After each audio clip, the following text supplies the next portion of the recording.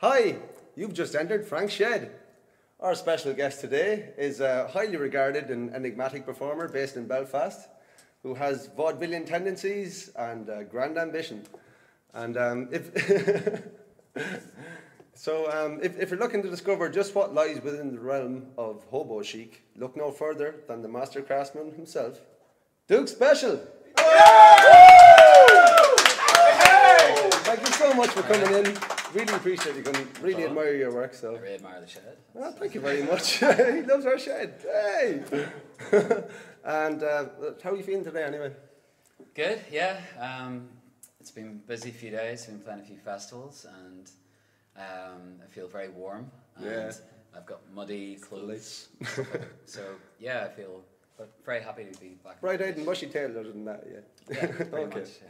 So June has seen the release of your new album, O Pioneer. The reviews have been unanimous, well, pretty much unanimously flattering.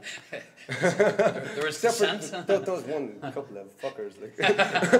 But how would you like to describe this album, this particular album, in your own words? For this record, I wanted it to. It was kind of, I suppose, a return to trying to write songs that weren't about something else, but were about kind of myself.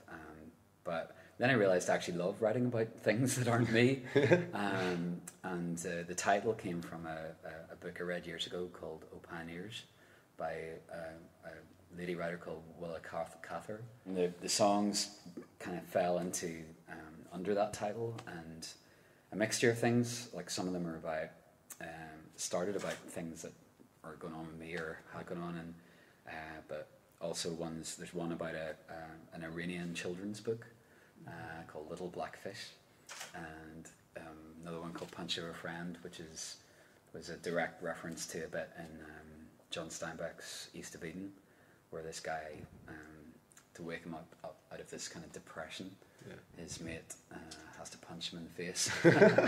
And I just thought kind of how we all need that sometimes, hopefully metaphorically. Yeah. You're very much associated with say antiquated instruments and say like non-instruments like goat's toenails and stuff like that on your albums and in certain live shows. So which among those might be your personal favourites? Well, it's funny because in the past some of that came by necessity. Most bands have like a drum kit to hand, and sometimes we were recording in really, really shit kind of conditions, and we ended up having to use just whatever was lying around. And for some reason there were goat's toenails lying around. We used like wardrobes and kitchen utensils and all, and that kind of became a bit of a trademark with Chip, who plays with me. Yeah. But actually on this record, I deliberately wanted it to sound a little bit different from anything that I'd done before as well, and we started with, I'd done some shows with orchestras recently and worked with a guy who's really good at scoring for orchestras, and he scored all the orchestral percussion, so it was like timpani, glockenspiels, marimba, vibraphone, and we started with that and Hammond organ and piano. A guy I know plays really great Moog bass, so all keyboard bass, so it already has this kind of strange like orchestral drums but with a vaguely 80s synth kind of sound, and a Hammond, and but I found that really helpful just because immediately if you put parameters on the identity of the record, it's actually helpful, and then of course you can break your own rules, but it's really nice to have that as an inspiration to start. Getting straight down to the first song, so what would you like to, what's it called and what would you like to tell us about it?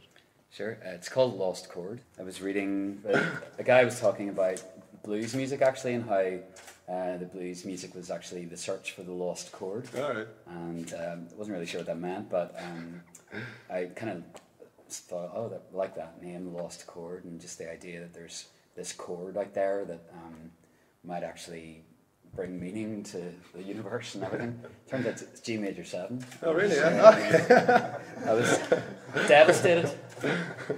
Someone should tell status quo about that. PJ Curtis. Oh, PJ Curtis. The search for meaning is really the search for the lost chord.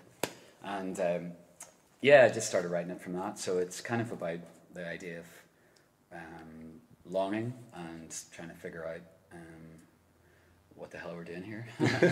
So that's what it's called. Okay. Well, immerse yourself in the lost chord.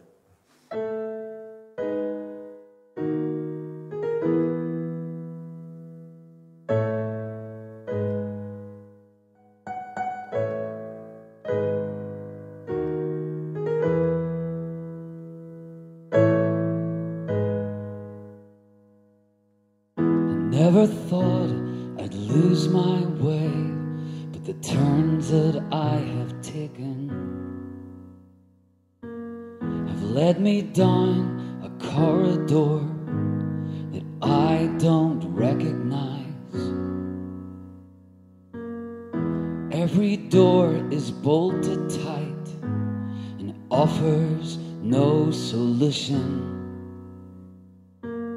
Slumped upon a concrete floor, clinging on to life, I remember something once I might have heard. It was stolen from the cradle by a bird. Everybody's looking for that long lost chord. Are we ever gonna find that lost?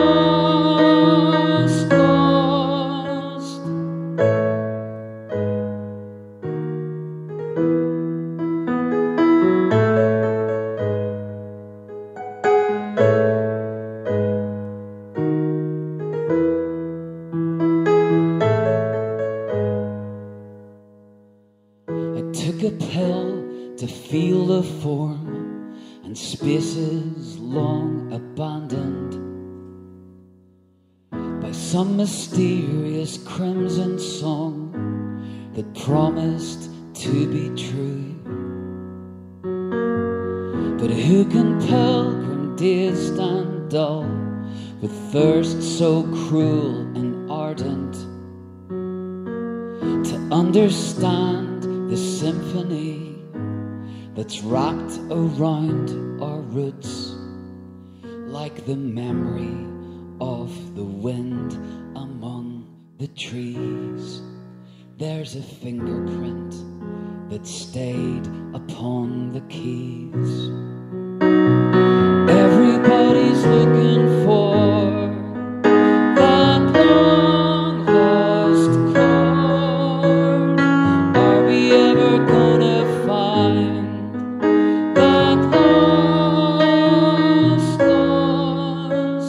I want the world to make some sense. I want the world to make some sense. I want the world to make some sense. I want the world to make some sense.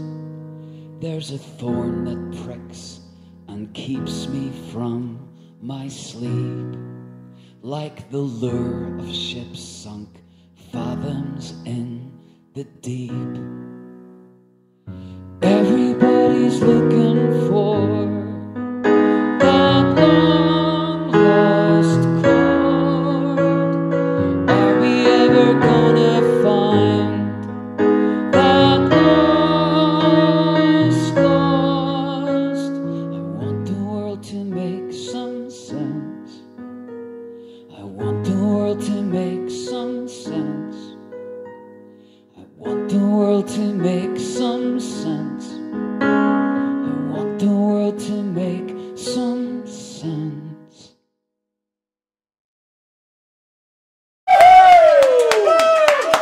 Following up, we have The next song, yeah. it's called How I Learned to Love the Sun. The inspiration for this came from seeing a puppet show in a friend's kitchen in London, and it was this really cool puppet show that came out of a suitcase, and they were having a party with puppets. There were people there as well, but it was like the puppet show was the entertainment, and they did all these amazing stories. And afterwards I was talking to them, and they were saying that a lot of fairy tales take their origins in real, from real occurrences and people. For example, like the village bogeyman that you warn your children about, whatever, could actually have been like a soldier returning from the Crimean War or something, who's horribly disfigured and kind of and is really misunderstood and everything. And so I imagine myself into the part of this person who was the kind of the outcast of the village, and imagined that your relationship with the sun and how you would hate, you might really hate what has happened to you, or your face or whatever, and it's a journey, I suppose, to redemption, where this person is kind of gradually learns how to feel okay again, and it's called How I Learned to Love the Sun. Nice one. And away we go.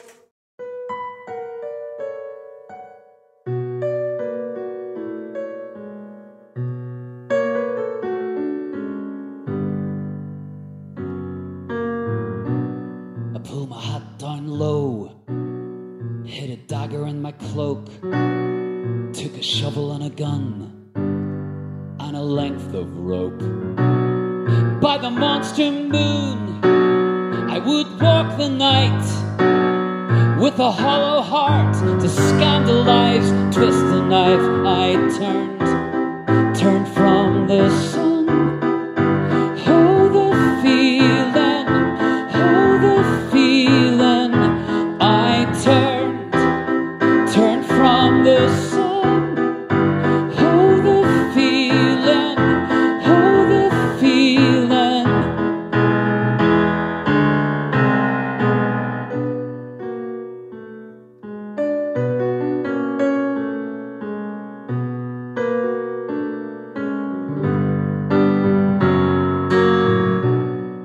The books they wrote of my wanton deeds, but I'll blot the page with ink and change my history. To my leper soul, long shrunken steel, might crack the door and dare to step outside again. I turned toward the sun.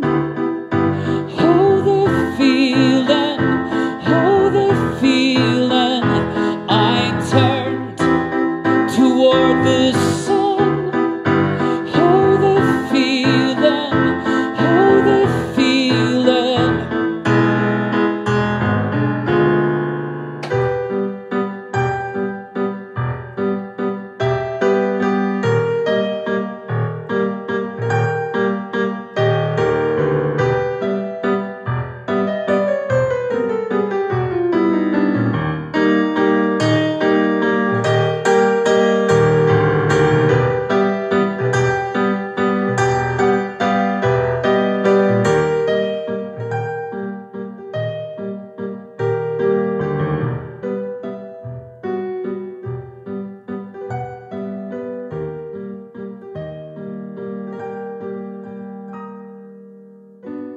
It took me 40 years till I could bear the gaze of that old looking glass and not flinch when I saw my face. Now my greatest fear, to be exposed, has become the thing I find I need the most. I learned to love the sun.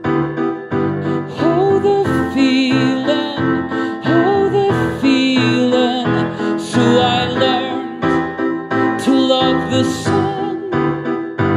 Oh, the feeling, oh, the feeling.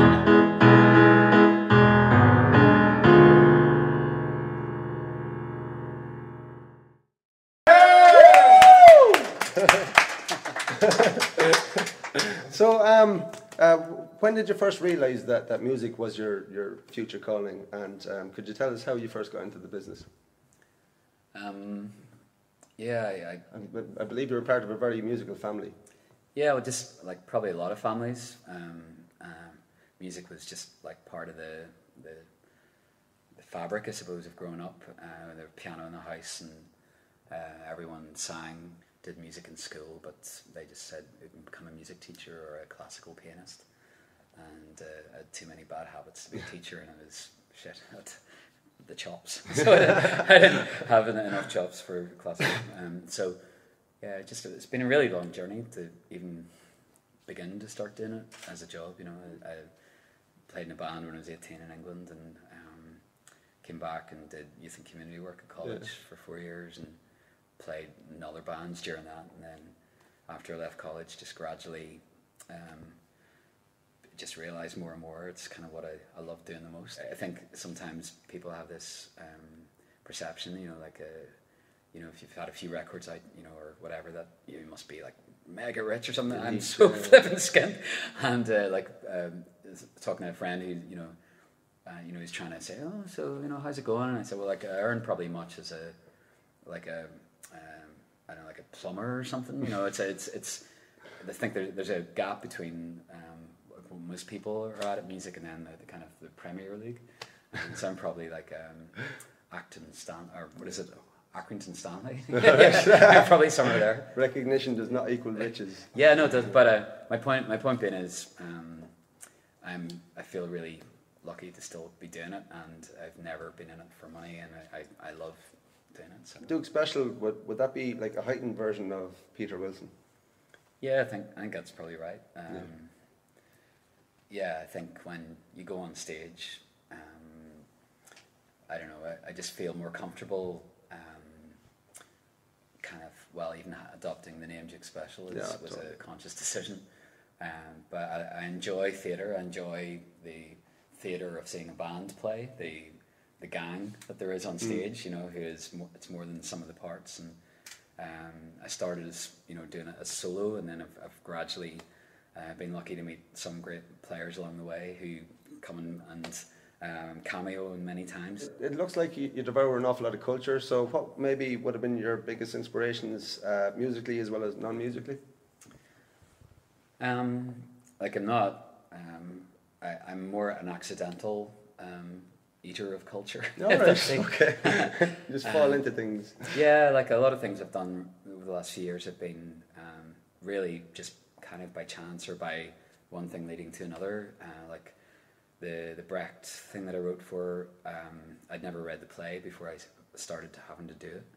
And that was through meeting Fiona Shaw, the actress, who'd kind of seen me play and felt there might be something I could do with that. So I had to then suddenly start reading lots and lots of She gave you a role as well, didn't she? Yeah, which is scary because I'm definitely not an actor in the traditional sense. But and then the photograph thing came about again, just playing at an Irish festival in New York called the Crack Fest. It's either that not or what it I says was in the wrong place. Yeah. But yeah, just somebody came in and said, like, would be interested to go and see these photographs, and amazing old photographs, and absolutely loved them. But they said, like, could you respond to these with songs in some way? And it wasn't like a paid thing or anything. I've worked with Steve Albini, who's like written some of my favourites and definitely engineered some of my favourite albums, like say Pixies and Jesus Lizard. We were in America making a record. I never thought this day would come, and Paul Pilot, who plays me and was producing that record, just had an idea, like, with 3 days. What do you reckon about contacting Steve Albini and seeing if he'd be up for just recording something live, and we just go in and do it in 3 days? I was like, yeah, definitely. And so we had this. Paul had the idea to go and work with him, and then I was thinking, what would we do? And I read this book by Paul Auster. He's like a kind of loosely crime kind of. It's way more than just crime fiction. It's incredible stuff. New York Trilogy and Brooklyn Heights and Music of Chance. But this was a book called Book of Illusions, and about a silent movie star who mysteriously disappeared and left behind these 12 films. And I thought, well, 12 films, 12 songs perhaps, and I wrote one song, sent the book to 11 other writers, and asked them to write a song for me to sing that we could record in 3 days with Steve Albini. And that's what we did, and it was all on 2-inch tape, and he's absolutely brilliant to work with, although he's not a producer, he's an engineer. That's how he describes himself. Okay. You ask him his opinion, he says, I've no opinion. Any even bigger endeavours coming up in the future that we might need to know about? Coming up, I suppose the most interesting thing I'm doing in the next while is I was asked to curate a week at a new theatre in Belfast called the Mac. And it's kind of meant to be like a mini Meltdown festival where different artists each year gets to kind of programme a week of events. And it's called In the Court Of, so it's in the court of me this year. So we've got the Blockheads, Ian Jury's band coming over, 3 bonzos and a piano, who are three of the original members of Bonzo Dog Did a Band. And all the different acts had to have some connection with me, and Hit Me With Your Rhythm Stick was the first song I ever remember singing with a hairbrush in front of me. So it's there's a chance I might get to sing with them as well, so it would be absolutely amazing for me. Kathy Davies coming up to do her Songs That Scare Children show with lots of guests, but in a beautiful way, it says. Who else? Futureheads are coming to do their a cappella record. Nanu Nanu are coming up to do a midnight cabaret. There's a guy called Joe Black, who's kind of noir cabaret. And I've got a guy coming from Czech Republic who's actually Marketa or Glova's daddy. Really? Yeah, who's coming over to do an evening of wine and film where he's going to show a clip from a movie where they're drinking wine, and he's really good about wine. He's going to talk to the audience about wine and then serve. Everyone gets served with whatever they've been drinking. So it's kind of cool. And then a night at the end with just me and lots of kind of friends playing. So excellent. So that's in September. And finally we have Condition. Oh, I love this song. Thank you. Could have been awkward otherwise. Hate this one. I wrote this with a friend, Boo Herding. I don't know if you've come across his name. No, I don't believe He was so. in a band called The Bible many years ago, and then writes a lot for people like Eddie Reader, and he's written for loads and loads and loads of people, but I always kind of wanted to write with him. And so we did some writing together, and this is one song that came out of it. And I just had the idea of wanting to write a song about the human condition, and by that I suppose I mean the idea that we're not just one thing or another, we're just this mixture of contradictions. Yeah, really good things and shit things and all the rest of it. So we started writing lyrics, and it kind of came out like a list of like contradictions really. So that's where that came from. Nice one. There's some great lyrics in that song, by the way. I am a pin drop, I am Phil Spector. Gotta love it. All right. Well, take it away, Duke Special.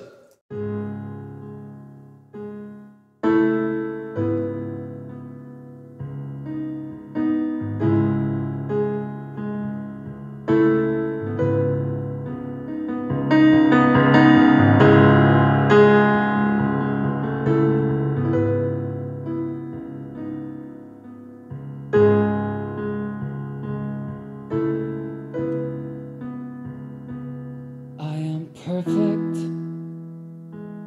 I am broken, I'm adored, I am unspoken, I am lonely, I'm contented, I am seen, I'm half demented, I'm belief, I am science, I am peace, I am defiance, I'm the cause, I'm effect, I am sober, I am wrecked, I'm a whisper, I'm a choir, I'm a loser, I am on fire, I'm an extra, I am director, I'm a pin drop, I am Phil Spector, I am nothing, I am forever, I am right now, I am never, I am brilliant, I am dumb, I am deep blue, I am ZX81.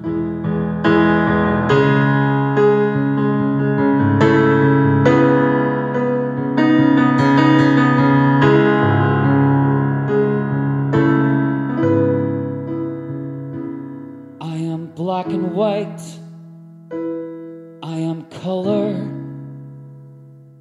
I am risk, I am mother, am holy, I am disaster, I am cracked, I am an answer. When all these fragments start to roar, playing like an orchestra, sometimes it's hard to hear yourself think. It's like the words are crawling back inside the ink.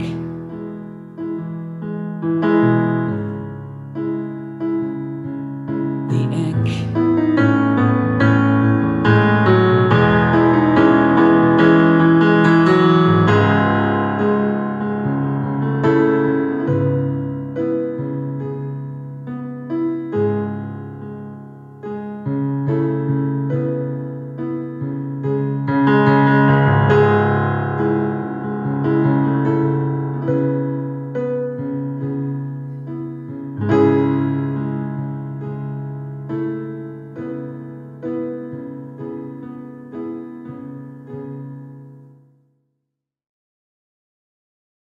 The guy who put the B in the word subtle was a clever bastard. What about the E though? Oh, yeah, that's super. You go. It's an absolute pleasure to have you, and you've been marvellous. Thanks. And look, if you want to go out and buy Duke Special's new album, you can either get it on www.dukespecial.com or get it in shops, or just Steal it. Go through your own social media or steal it, whichever suits you. But like, Duke's not going to like you if you steal it. And that's it for FranksShedTV, and we'll see you next time.